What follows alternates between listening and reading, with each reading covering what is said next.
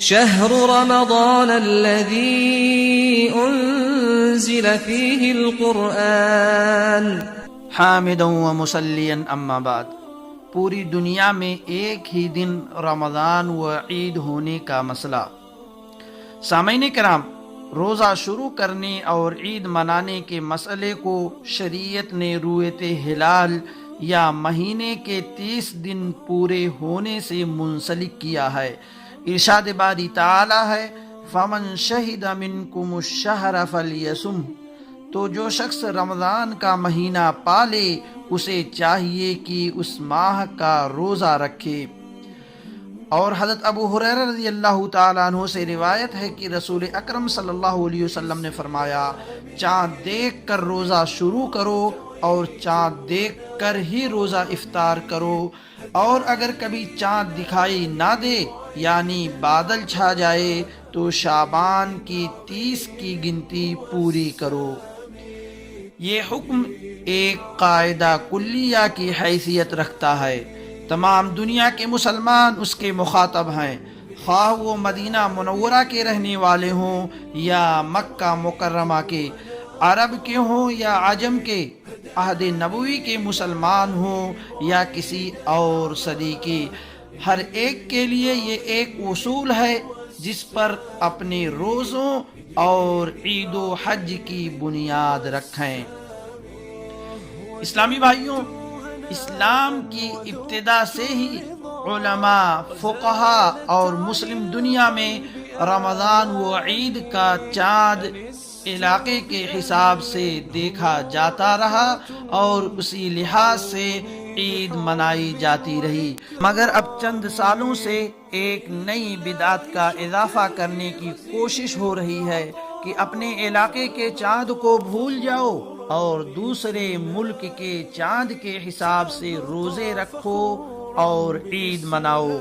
لیکن روزے اور عید کا چاند دوسرے ملک کے حساب سے منانے کی کیا تک، کیونکہ پوری دنیا میں ایک ہی دن عید و رمضان کا اکٹھا ہونا ممکن ہی نہیں ہے، کیونکہ مشرق و مغرب کے درمیان فاصلوں کی وجہ سے ایک جگہ جمعہ ہوتا ہے تو دوسری جگہ ابھی جمعرات کا دن ہوتا ہے اور تیسری جگہ ہفتہ کا دن شروع ہو چکا ہوتا ہے۔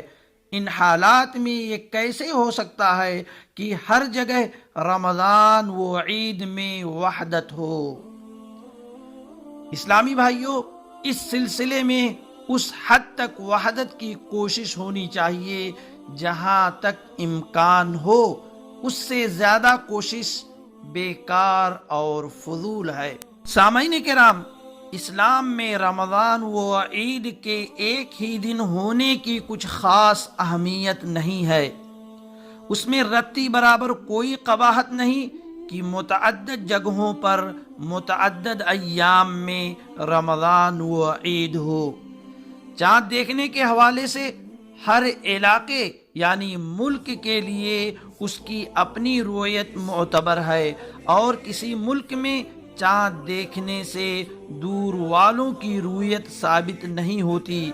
اس سلسلے میں امام مسلم نے اپنی صحیح میں حضرات صحابہ کرام کے زمانے کا ایک واقعہ حدیث نمبر 2528 کے تحت ذکر کی ہے۔